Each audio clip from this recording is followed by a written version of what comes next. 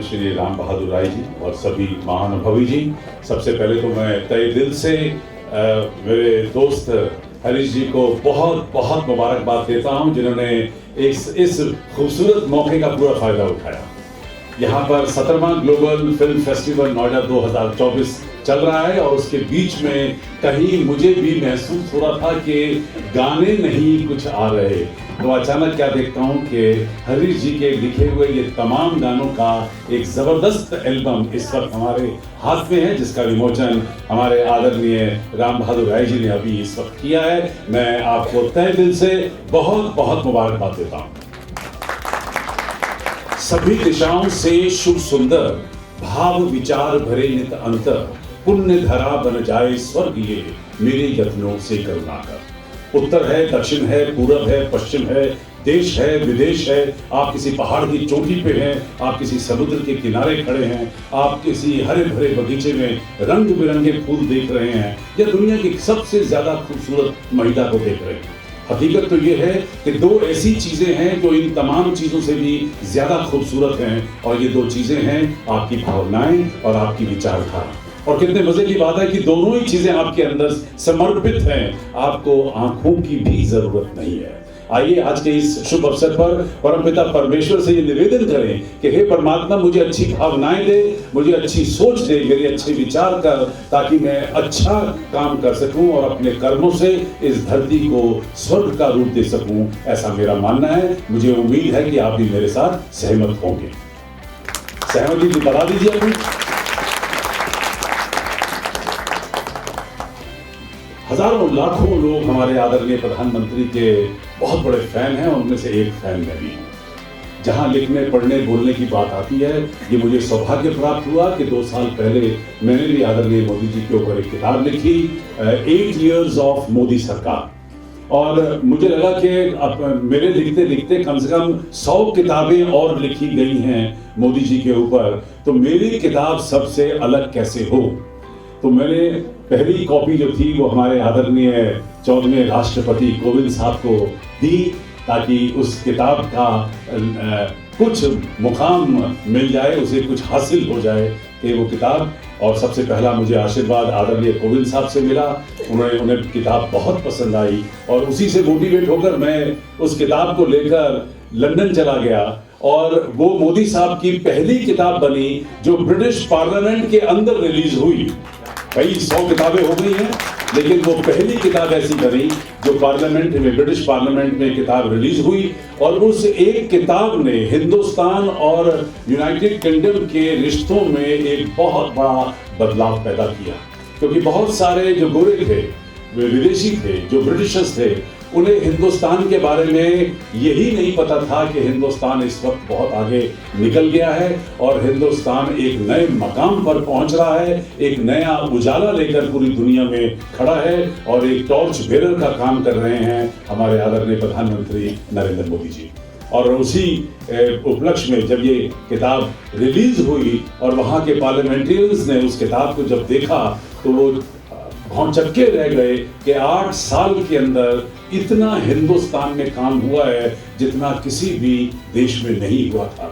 हाल ही में मैं एक फ्रेंच पॉलिटिशियन को मिला और मैंने वैसे ही उससे इतना पूछा, मैंने कहा आपके फ्रांस में क्या कोई नया एयरपोर्ट खुला है, क्योंकि मैं फ्रांस को इंडिया में रिप्रेजेंट कर रहा हूँ। तो उन्होंने मुझे बताया कि नहीं, हमने पिछले बहुत सारे सालों में एक भी एयरपोर्ट नहीं खोला। तो मुझे बड़ा मजा आया ये बताते हुए। मैंने कहा मैं आपको बता दूं कि पिछले 10 सालों में हमारे यहाँ 75 नए एयरपोर्ट खुल चुके हैं। See the level of work. एक मुल्क ऐसा है जहां 30 किलोमीटर की सड़क रोज तैयार होती है। आज किसी भी फील्ड को ले लीजिए, हर फील्ड के अंदर इंडिया या नंबर 1, नंबर 2 या नंबर 3 है। अब गलत नहीं है कि जब हम लोग आज 5वीं बड़ी इकोनॉमी बन चुके हैं, और इस 5वीं बड़ी इकोनॉमी में हमने 3.5 ट्रिलियन से 5वां नंबर लिया था, आज 3.8 ट्रिलियन हम है।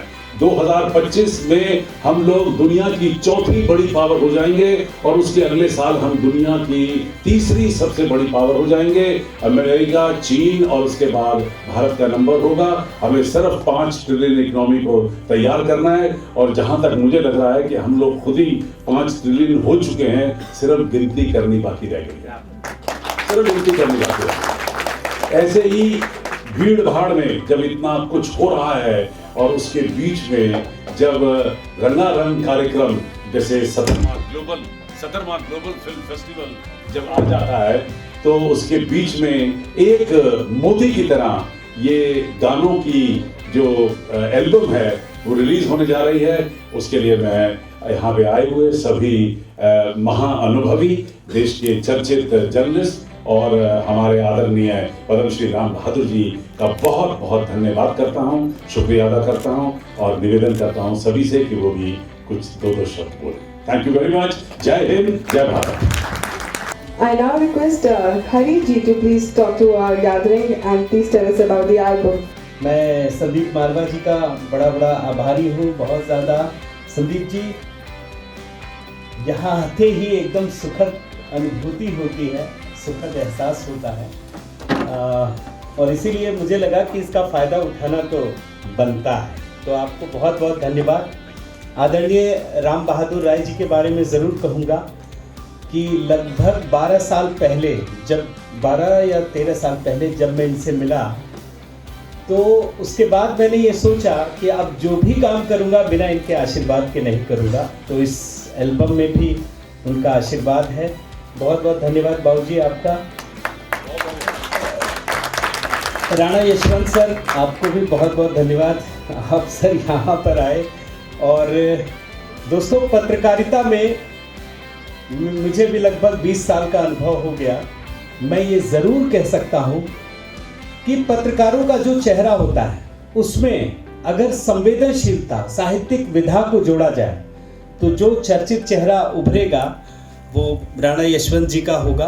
और इससे बड़ी बात हो ही नहीं सकती कि हम पत्रकार के रूप में जानते हैं, लेकिन इनका शब्दोत्सव कार्यक्रम हो या इनकी गायकी हो, वो सब हमें प्रेरित करती है। विष्णु मित्तल जी, बहुत बहुत धन्यवाद आपका, आप आए। मैं 2 शब्द ज़रूर कहूँगा कि एक समय था कि हम लोग सोचते थे कि नेता का मतलब चिढ़न पैदा होती थी, याद है ना, डाकू से भी मतलब जानते ही हैं। लेकिन मोदी के काल में थोड़ा बदला, नेता के प्रति एक भाव अलग बना।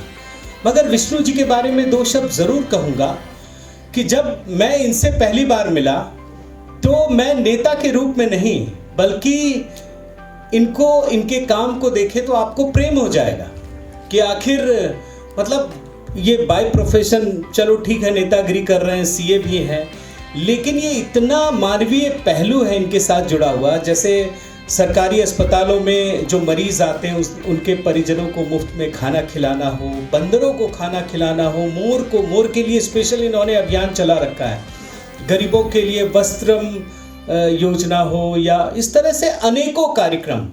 तो बहुत बहुत धन्यवाद। और सईद अंसारी जी के बारे में एक शब्द ज़रूर कहूँगा कि अगर पत्रकारों से बड़ी चिढ़न होती है हम लोगों को आजकल, मैं खुद भी रहा और छोड़ भी दिया मेन स्ट्रीम मीडिया। पत्रकार और संस्कार 2 शब्द अगर आपस में जोड़ दें तो जो चेहरा उभरता है वो सईद अंसारी जी का है। तो पत्रकारिता में संस्कार, ये मैं मानता हूँ। बहुत बहुत धन्यवाद। ये कोशिश, कई लोग मुझे कहते हैं आप कब से गायक बन गए या कब से कवि बन गए आप या लिरिसिस्ट बन गए। तो मेरा पहला जो बुक था वो लहरों की गूंज गीतों पर, ये 2002 में उस समय अशोक चक्रधर या राज ठाकरे जी ने लॉन्च किया था और उसके गवाह थे सईद जी। तो लोग फिर कहते कि अच्छा इतने दिनों से दबा कर रखे थे आप। मैंने दोस्तों ये जो एल्बम बना है फरवरी में मैंने शुरू किया और फरवरी के बाद लगभग 7-8 महीने में मैंने 70 गाने बनाए हैं। और ये गाने पॉलिटिकल तो हैं, पॉलिटिकल से ज़्यादा राष्ट्रवाद आप कह सकते हैं।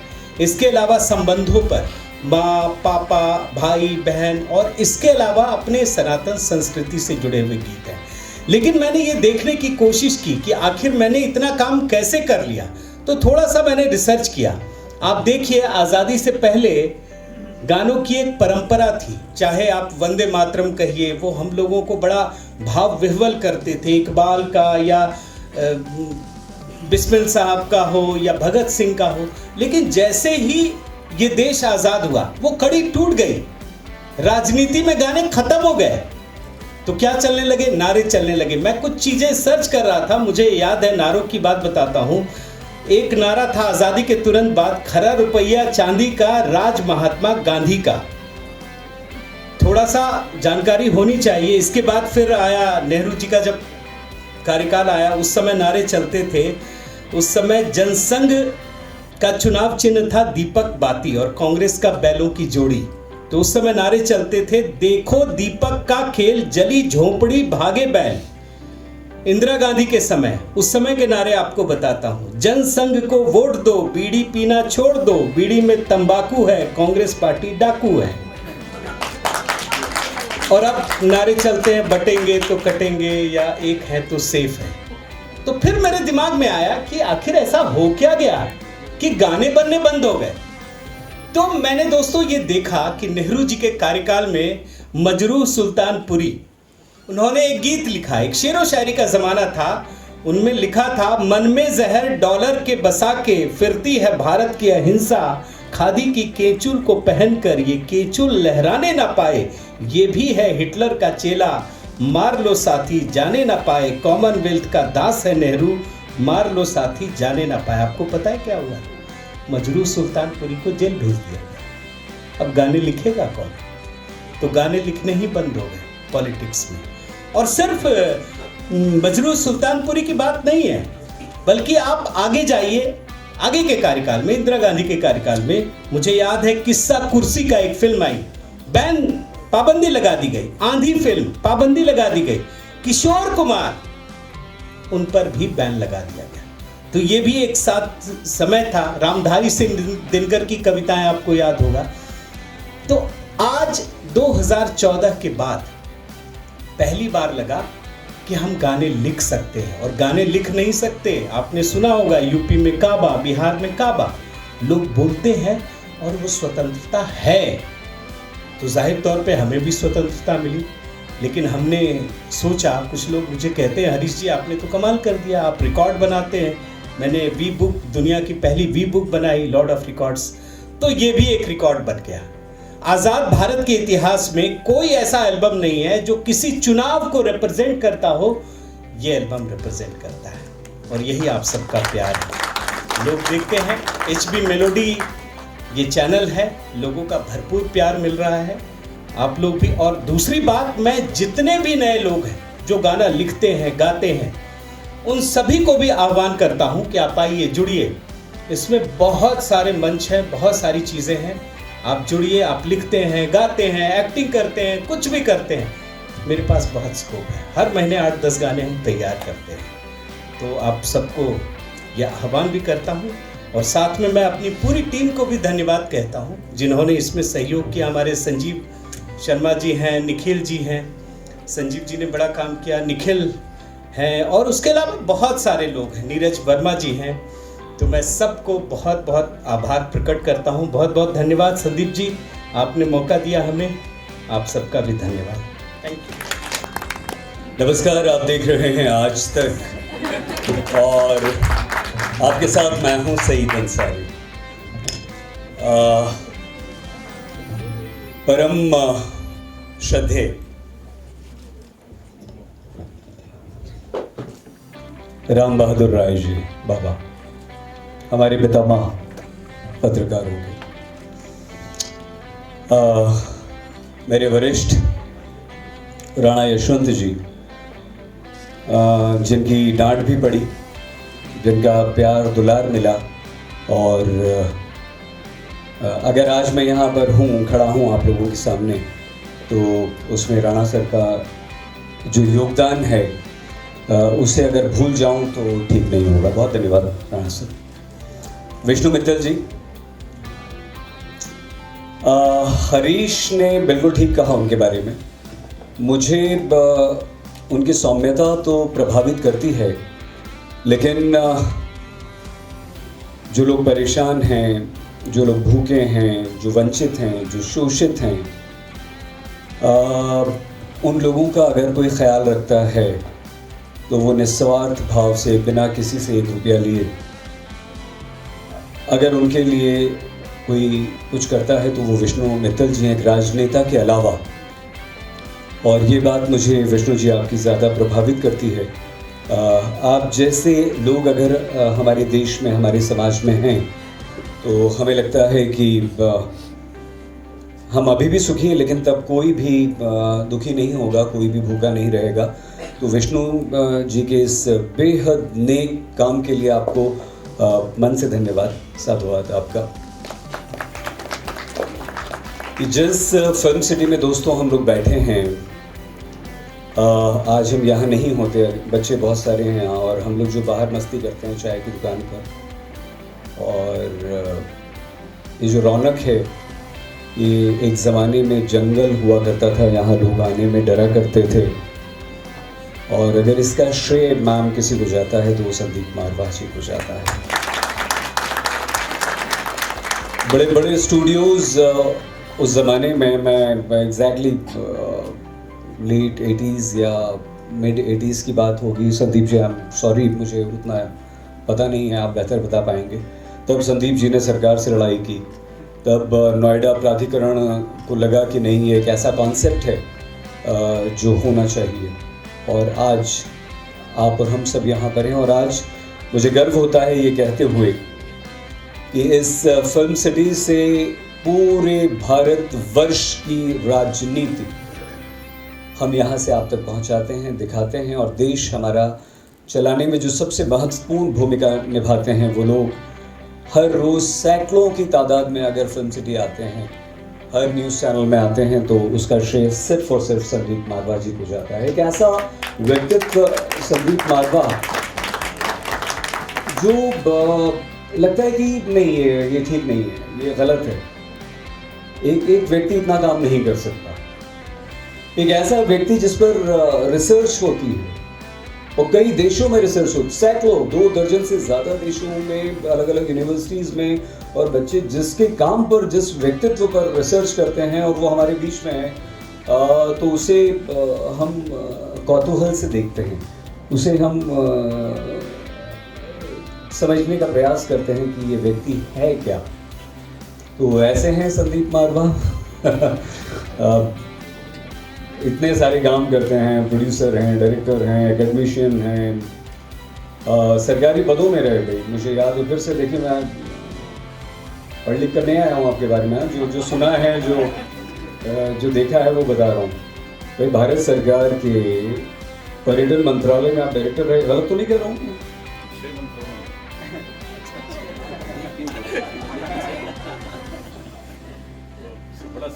हमारे एक साथी थे, डीआईजी साहब चले गए, हमारे एक साथी थे पुलिस वाले, तो हम किसी को उनसे इंट्रोड्यूस करवा रहे थे, बाबा। तो मैंने उनसे बाबा कहा कि ये 5 उत्तर प्रदेश के 5 ज़िलों के कप्तान रहे हैं, वहाँ के ये एसपी रहे हैं। तो उन्होंने कहा, कमाल करते हो यार, 18 का राउंड सही, वही काम आपने कर दिया सर, मान लेते सर आप।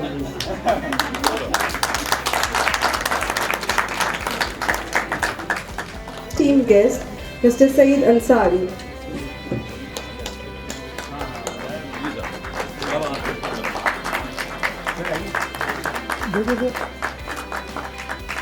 पद्मश्री ज्ञान के समुद्र आदरणीय राम बहादुर राय जी उपस्थित हैं। मैं आप सभी से निवेदन करता हूं कि एक बार जोरदार तालियों से आप उनका स्वागत करें। हरीश जी, 2 साल पहले मेरी भी एक पुस्तक का विमोचन आदरणीय बाबा ने किया था, और मैं बताना चाहता हूं कि मुझे बहुत मुश्किल से ऐसा सौभाग्य मिला कि वो मेरे विमोचन पे आए, और उसके बाद मैंने आदरणीय पीयूष गोयल जी को भी उसमें बुलाया था। तो जब मैं उनको इनवाइट करने गया तो उन्होंने मुझे यही कहा कि अरे वो आ रहे हैं तो फिर मेरी तो जरूरत ही नहीं है। ऐसा आदर और सम्मान का भाव सब लोग उनके प्रति रहते हैं। तो मुझे भी शुभकामनाएं मिली थी और आज उनका आपको भी उनका आशीर्वाद मिल रहा है, ये आपके लिए भी बहुत सौभाग्य की बात है। राणा यशवंत जी का तो नाम हमने सबने सुना है, बड़े सम्मान से सर आपको लोग, मेरे मीडिया के जितने भी मित्र हैं आपको बड़े सम्मान से देखते हैं और सब कहते हैं कि हमने उनसे बहुत कुछ सीखा है। मारवा जी से मैं आज पहली बार मिला हूँ, लेकिन 3 लोगों से मैंने आज ये कहते हुए सुना कि 10 साल पहले भी आप वैसे ही थे जैसे आज है। एक जाना पहचाना नाम।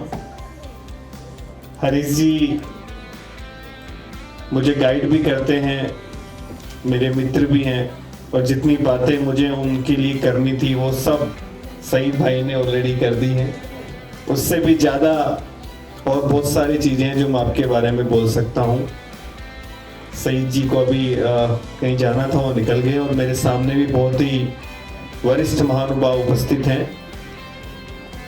इतना कहना चाहूँगा कि संगीत का राजनीति में भी आजकल बहुत बड़ा रोल हो गया है। ऐसे ऐसे गाने हरीश जी के अभी लोकसभा चुनाव में उन्होंने जो गाए, हमने हमारी मीटिंग्स में यूज किए। जब भी कोई कार्यक्रम शुरू होता है उससे पहले, या हमारा कोई रोड शो होता है उससे पहले, बहुत सारे हमने आपके गानों का हमने इस्तेमाल किया। और मुझे लगता है कि तीसरी बार जो हमारी सरकार बनी उसमें आपका भी बहुत बड़ी भूमिका है। उसके लिए मैं आपको धन्यवाद करता हूँ। जैसे आपने एक गाना सुना होगा, एक गाना आया था, जो राम को लाए हम उनको लाएंगे, जो यूपी चुनाव के दौरान काफ़ी प्रचलित हुआ। तो संगीत का बहुत बड़ा रोल होता है। मैं आपको बहुत बहुत शुभकामनाएं देता हूँ।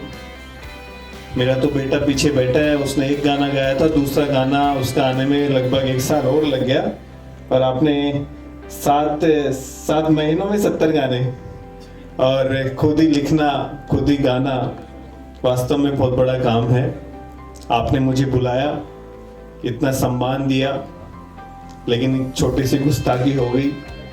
मेरे पिताजी ये कहते थे कि एक हाथ से किया हुआ काम दूसरे हाथ को भी पता नहीं लगना चाहिए। लेकिन आज सबके सामने आपने कहा कि मैं लोगों को खाना खिला रहा हूँ, तो ऐसा कुछ भी नहीं है। सब ईश्वर करता है जो भी करने वाला होता है। और हमारे देश के प्रधानमंत्री आदरणीय मोदी जी, हम सब उनसे प्रेरित होते हैं कि हमें जितना संभव हो सके देश और समाज के लिए काम करना है।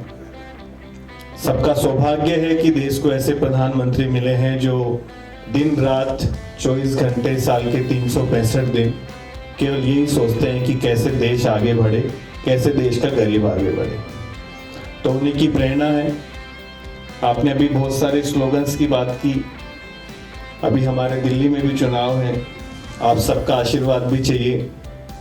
और आज ही हमने भी एक स्लोगन दिया है, अब नहीं सहेंगे बदल के रहेंगे। तो आप सबका हमें आशीर्वाद भी चाहिए। मैं पुनः आप सभी का धन्यवाद करता हूँ, और मारवा स्टूडियो का भी मैं धन्यवाद करता हूँ कि आपने हमें मौका दिया आपके मंच पे आने के लिए। जितने भी महानुभाव मेरे सामने बैठे, आपको भी बहुत बहुत धन्यवाद। भारत माता की। Thank you. आदरणीय राम बहादुर जी। राम बहादुर जी कहीं भी होते हैं, जो मौजूदा पत्रकारिता हिंदुस्तान की है वो अपनी संपूर्णता में वहाँ मौजूद होती है। मंच पर आसीन मेरे दोस्त और आप सभी, हरीश ने कहा कि सर वो आना है आपको, तो हमने कहा काहे को आना है, एल्बम का लॉन्च है। तो मैंने कहा कौन सा एल्बम? तो नहीं, वो चुनाव के दौरान जो मैंने गाने लिखे, उन गानों को कंपाइल करके हमने एल्बम बनाया है। तो हमने कहा भेजो, क्योंकि हरीश के साथ व्हाट्सएप पे गाहे बगाहे जो वीडियोज आते हैं मैं देखता रहता हूँ, और वो सब एक साथ एल्बम में हो, तो मैंने कहा ये ज़्यादा मज़ेदार है। तो मैंने सुनना शुरू किया। बहुत सारे तो पहले के सुने हुए चुनाव के दौरान की। तो अभी मैं 2 दिन गांव रह कर के आया, मैं बिहार से हूँ। तो जब आप गांव जाते हैं तो भोजपुरी बोलते हैं, जो पहला गाना बजा वो था 4 जून के दिल्ली आई है, आके मोदी जी के बधाई दी है। तो हमने कहा चलो शगुन अच्छा है, आगे सुनते हैं। तो बाकी सारे गाने अच्छे हैं। मैं हरीश के नाम के साथ तब 2 स्थितियाँ बनती हैं, एक तो हरि के ईश महादेव हैं तो, या हरि और ईश विष्णु और महादेव दोनों साथ साथ हैं तो। और बहुत कम लोगों को मैंने पाया है जो अपने नाम के मुताबिक होते हैं। नाम जैसा रखेंगे ठीक उसका उल्टा वैसा नहीं होता है। बहुत कम लोग होते हैं जो अपने नाम की तरह के होते हैं। हरीश के साथ ऐसा ही है कि वो सींचने साँचने पनपाने का काम हो, या जो चलती हुई लीक है उसको ध्वस्त करके कोई नया रास्ता बनाने का काम हो। और दोनों में 2 बातें चाहिए, आप में अपनी प्रतिभा और दूसरा आप में साहस। पत्रकारिता जमी जमाई ठीक ठाक छोड़ करके और एक नई लकीर ले लेना, ये भैया आज भी मैं नहीं कर सकता। ये हौसला, ये हिम्मत चाहिए। दूसरा कि हमने अगर नई लकीर बनाई तो उस पर मैं कुछ ऐसा कर जाऊं कि जो मैं पत्रकारिता के दायरे में रहते हुए कर सकता था उससे या तो बराबर का हो या बेहतर का हो। और हरीश ने दोनों बातें साबित की। हमने साथ कभी नहीं काम किया, लेकिन एक पेशे में रहने के कारण क्या होता है कि आपके सांचे की, आपकी मिट्टी की, आपकी तबीयत के जो लोग होते हैं वो आपके आसपास आ जाते हैं। हरीश में एक तो खबरों की समझ बतौर जर्नलिस्ट, दूसरा भाषा का मैं बड़ा आग्रही रहा कि जिस आदमी की भाषा ठीक नहीं हो तो वो अनगढ़ है, उससे बात क्या की जाए। भाषा के स्तर पे हरीश के साथ आप बात करेंगे, साहित्य की समझ, और सबसे बड़ी बात यह है कि संबंधों को सहेज करके ले जाने का शऊर। ये बड़ा मुश्किल होता है कि आप संबंध बना तो लेते हैं लेकिन उन संबंधों को निभा ले जाना, ये बहुत बड़ी बात होती है। हरीश में ये खूबी कूट कूट के भरी हुई है। और हरीश के साथ आप एक बार जुड़े हैं तो आपका जो भावनात्मक लगाव है वो बार बार महसूस करेंगे आप, चाहे वो साल भर बाद बात करनी हो या 2 साल बाद बात करनी हो। ये व्यक्ति की खूबी होती है।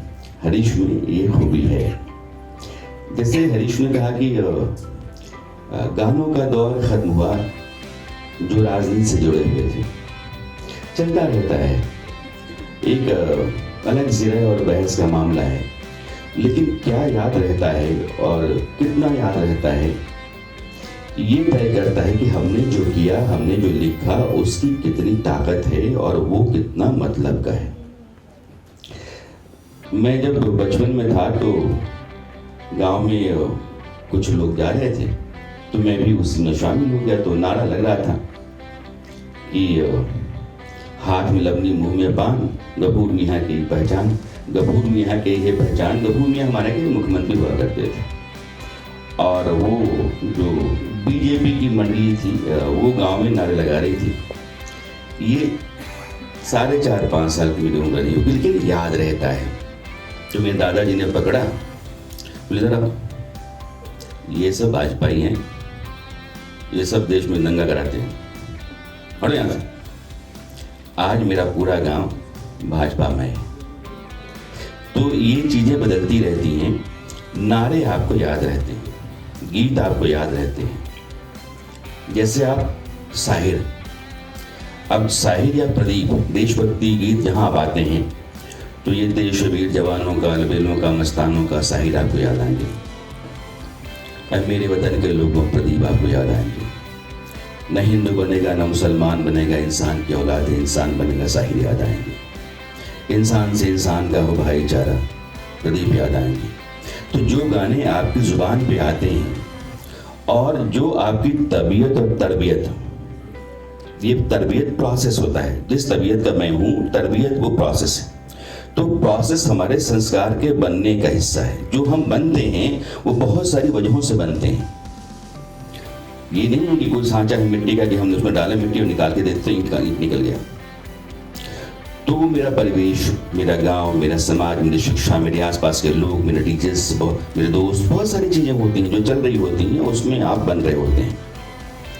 बहुत बन जाने के बाद बहुत बदलाव नहीं होता, लेकिन आप जो बनते हैं वो तय करता है कि आप क्या करेंगे। हरीश का जो सांचा है ये कई तरह के लोगों को अपने साथ, या कई तरह के पेशे को और उसकी खूबियों को अपने साथ जोड़ करके चलता है। अभी आजकल वो हुआ ना जिस पर कई पोर्टल्स आकर के और उनके वीडियोज आप देखते हैं,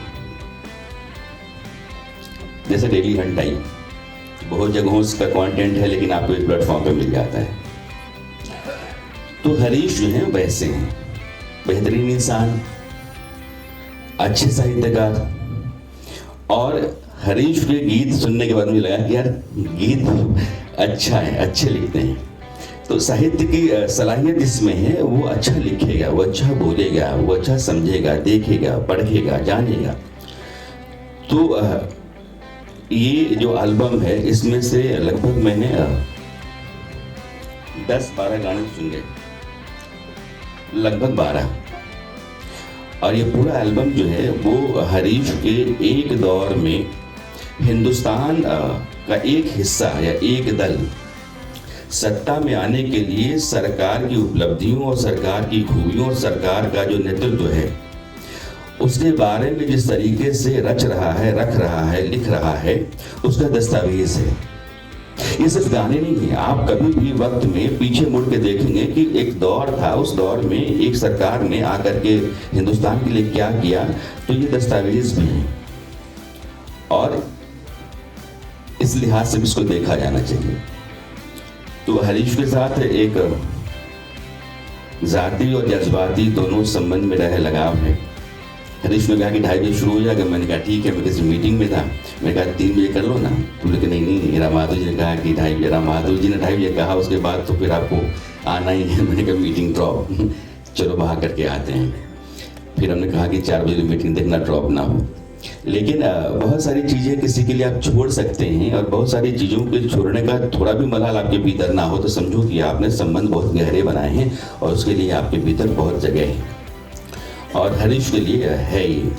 तो मेरी बहुत सारी शुभकामनाएं हैं, और इस तरह की रचनाएं तुम्हारी चलती रहेंगी तो बहुत अच्छा लगेगा।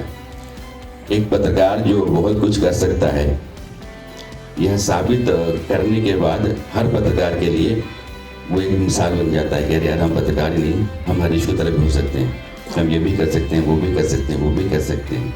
लेकिन इस होने में बहुत कुछ खोना पड़ता है, बहुत कुछ बनाना पड़ता है, और ये सबके लिए आसान नहीं है। इसलिए हरीश को मेरी बहुत सारी शुभकामनाएं फिर से।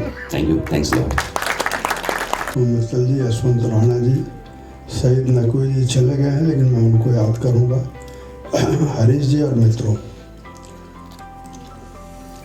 जो बातें कही गई हैं उसके अलावा मुझे 2-3 बातें कहनी हैं, और मुझे लगता है कि हमको ये जानना चाहिए कि हम किस दौर में हैं। ये जो समय है बहुत असाधारण है, भारत के लिए भी और दुनिया के लिए भी। और असाधारण इस रूप में है कि न केवल टेक्नोलॉजी बदल रही है, जीवन का ढंग रंग बदल रहा है, बल्कि पूरी दुनिया बदल रही है। और प्रधानमंत्री नरेंद्र मोदी के नेतृत्व में भारत ही नहीं बदल रहा है, बल्कि पूरी दुनिया एक व्यक्ति की तरफ अगर देख रही है तो वही नरेंद्र मोदी है। और उस नरेंद्र मोदी के साथ एक पत्रकार जुड़ता है, और किसी के कहने से नहीं, अपनी आंतरिक इच्छा से। उस क्षण को मैंने देखा है। आज से, जैसा हरीश जी ने शुरू में इस बात को कहा भी, 2013 की बात होगी, मेरे पास ये आए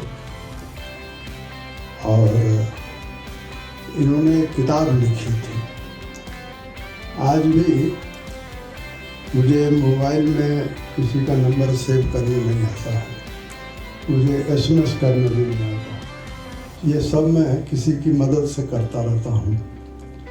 तो मैंने जब ये चले गए तो इनका नाम हमने अपने साथियों में किसी को कहा कि हमारे मोबाइल में इनका नाम सेव करो। तो उसने कहा कि क्या नाम सेव करो?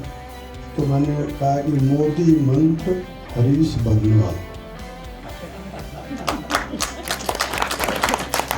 आज भी मेरे मोबाइल में हरीश बर्नवाल नहीं है, मोदी मंत्र हरीश बर्नवाल है।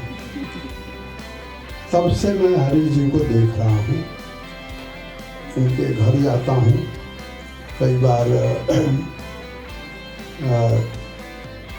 ये जो गीत बनाते हैं फिर उसको गाते हैं और उसकी शूटिंग होती है, उसकी प्रक्रिया को भी उनके घर बैठ कर के मैं देखता हूँ। जो बात आपको जाननी चाहिए और जो मैं महसूस करता हूँ वो बताना चाहता हूँ। प्रधानमंत्री नरेंद्र मोदी में अगर आस्था इनकी ना होती तो ये सब नहीं कर पाते, ये दिखावे के लिए नहीं करते। और एक व्यक्ति जो प्रधानमंत्री है और उसके इर्द गिर्द एक पूरा तंत्र है, तंत्र व्यक्तियों से चलता है, इसके बावजूद 2013 में मैंने जिस हरीश बर्नवाल को देखा और ये पाया कि पूरी उस समय की सत्ता नरेंद्र मोदी के खिलाफ खड़ी थी, मीडिया नरेंद्र मोदी के खिलाफ खड़ा था, बौद्धिक जगत नरेंद्र मोदी के खिलाफ खड़ा था। हाँ, हिंदुस्तान की जनता नरेंद्र मोदी के साथ खड़ी थी, ये फर्क था। और हिंदुस्तान की जनता नरेंद्र मोदी के साथ खड़ी है, इसका बहुत थोड़े लोगों को भान था। लेकिन पत्रकारों में केवल 2 लोग थे हिंदी पत्रकारिता के जिन्होंने अपने करियर को लात मारा और नरेंद्र मोदी के अभियान के साथ खड़े हो गए। मोदी मंत्र नाम की इनकी जो पहली किताब है, वह उससे पहले जो सईद नकवी जी ने जो कहा वो अलग बात है। तो जब मैं ये सब देखता हूँ तो पाता हूँ कि अगर आपने कला गुरु कुमार आनंद स्वामी का नाम न सुना हो तो मैं कहूँगा कि कला गुरु कुमार आनंद स्वामी को जानिए, पढ़िए। एक सिंघली पिता और अंग्रेज माता से पैदा हुआ कुमार आनंद स्वामी रहने वाले तो लंका के थे, लेकिन भारत की उस अद्भुत परंपरा को खोजा। और आज भी अगर भारत को कोई जानना चाहता है, दुनिया के लोग भी जानना चाहते हैं या हम स्वयं भी जानना चाहते हैं, तो हम कुमार आनंद स्वामी के साहित्य से, उनकी कलाकृतियों से भारत को जान सकते हैं। उसी तरह से एक जमाने में रवि वर्मा हुए। रवि वर्मा ने भारत को भारत की दृष्टि से देखा और उसी तरह से एक ज़माने में रविंद्रनाथ ठाकुर हुए, जो इन तीनों को इन्होंने एक संस्था का रूप दिया। मैं जब आज सोचता हूँ तो पाता हूँ कि हरीश बर्नवाल में ये तीनों की आत्मा है, तीनों की बुद्धि है, तीनों की प्रतिभा है और तीनों की भविष्य दृष्टि है। ये जो चुनाव के सुपरहिट गाने हैं, ये एक काम है। ऐसे 1000 अच्छे काम हरीश बर्नवाल 24 घंटे में करते रहते हैं, और जिनको पत्रकारिता करनी है, चाहे जिस माध्यम की पत्रकारिता का रास्ता आप चुने, उसके लिए दो बुनियादी ज़रूरतें हैं। पहली ज़रूरत है कि आप को जो दुनिया भर में सूचनाएं आ रही हैं, उन सूचनाओं को कैसे व्यवस्थित करना है, मुद्दे के साथ जोड़ना है, ये अगर आपको समझ आ जाती है तो आप उसको भाषा दे सकते हैं, उसको कला दे सकते हैं, उसको संगीत दे सकते हैं, उसको नारे में बदल सकते हैं, और किसी के प्रभाव के बगैर बदल सकते हैं। ये काम हरीश जी करते हैं। और चुनाव के दौरान बहुत सारे लोगों ने झूठी बातें की, यानी मैं 2024 के चुनाव की बात कर रहा हूँ, बेसिरपण की बातें की, और ऐसी बातें की जिसका सच से कोई लेना देना नहीं था। जैसे राहुल गांधी एक संविधान की किताब उठाते हैं और कहते हैं कि संविधान खतरे में। उस समय हरीश बर्नवाल जैसा व्यक्ति उन पर को जवाब देता है, और वो जवाब लाखों लोग सुनते हैं, लाखों लोग पढ़ते हैं। और अगर कोई ये कहे कि संविधान खतरे में है, तो जो लोग भी थोड़ा बहुत संविधान के बारे में जानते हैं, जो प्रधानमंत्री नरेंद्र मोदी का संविधान के बारे में दृष्टिकोण जानते हैं, वो हंसेंगे। और यही हुआ, राहुल गांधी पर लोग हंसे। मैं तो आपसे ये भी कहना चाहता हूँ, संविधान पर प्रधानमंत्री नरेंद्र मोदी अकेले और पहले प्रधानमंत्री हैं जिनकी 100% आस्था है। मैं जवाहरलाल नेहरू से लेकर मनमोहन सिंह तक जो भी प्रधानमंत्री हुए हैं, हर प्रधानमंत्री के संविधान से संबंधित भाषणों को मैंने पढ़ा है, उनके दृष्टिकोण को मैंने पढ़ा है, और मैं कह सकता हूँ बड़े भरोसे के साथ कि केवल नरेंद्र मोदी ऐसे प्रधानमंत्री हैं जिनको इस संविधान से कोई शिकायत नहीं है। नहीं तो जिन्होंने संविधान बनवाया, जो संविधान सभा का नेतृत्व कर रहे थे एक मायने में, पंडित जवाहरलाल नेहरू, संविधान के लागू होते ही उन्हें संविधान से झगड़ा पड़ गया, और संविधान का पहला जो संशोधन हुआ वो जवाहरलाल नेहरू ने करवाया। और क्या आपको मालूम है कि संविधान में उस समय जो मूल संविधान है, उसमें संपत्ति का अधिकार मौलिक अधिकार है, बोलने की यानी फ्रीडम ऑफ स्पीच मौलिक अधिकार है। लेकिन प्रधानमंत्री नरेंद्र मोदी ने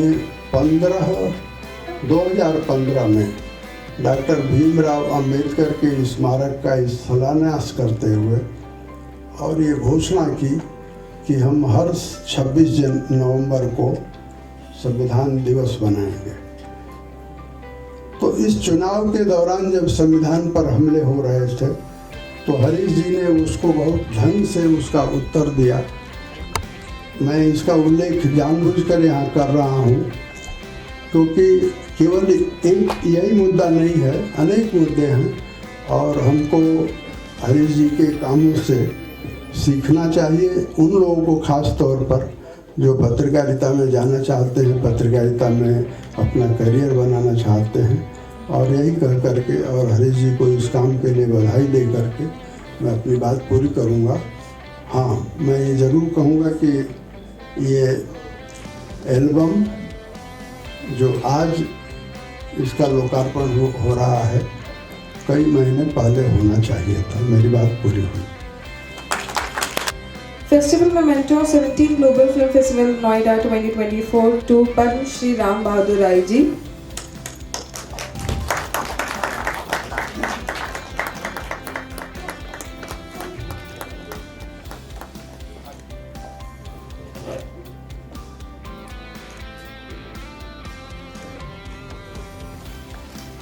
Festival Memento to our esteemed guest, Mr. Rana Yashwant ji.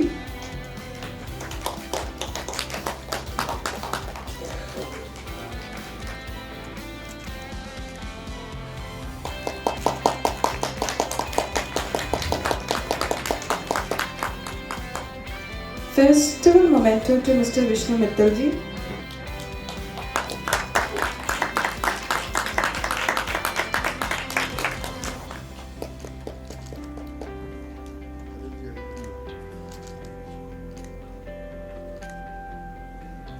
And Festival Memento to Mr. Harish ji.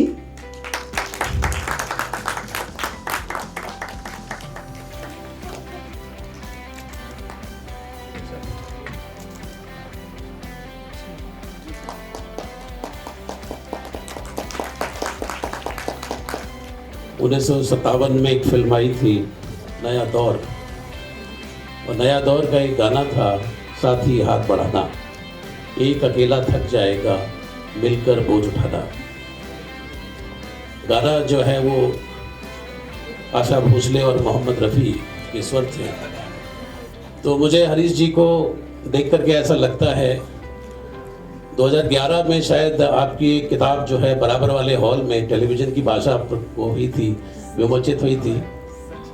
सच कहता हूँ, कहानियों का संग्रह था, तो मैं तब से आपसे जुड़ा हुआ हूँ। तो मुझे ऐसा लगता है कि ये जो गाना है कि साथी हाथ बढ़ाना, एक अकेला थक जाएगा, तो मोदी जी जिस रथ को लेकर के चले हैं तो अकेले ना पड़े। आपने उसमें कहीं ना कहीं अपना योगदान दिया है और उस भावना को, उस मन को समझा है।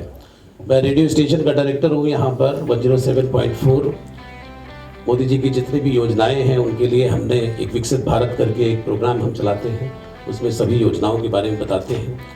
मुझे बड़ा अच्छा लगता है कि जिस तरह से हरीश जी ने, मैं बहुत आपकी गतिविधियाँ देखता रहता हूँ, तो मुझे बहुत अच्छा लगता है कि आपने उस भावना को, उस संवेदना को समझा है, और राष्ट्र के प्रति जो आपका भाव है वो परिलक्षित होता है।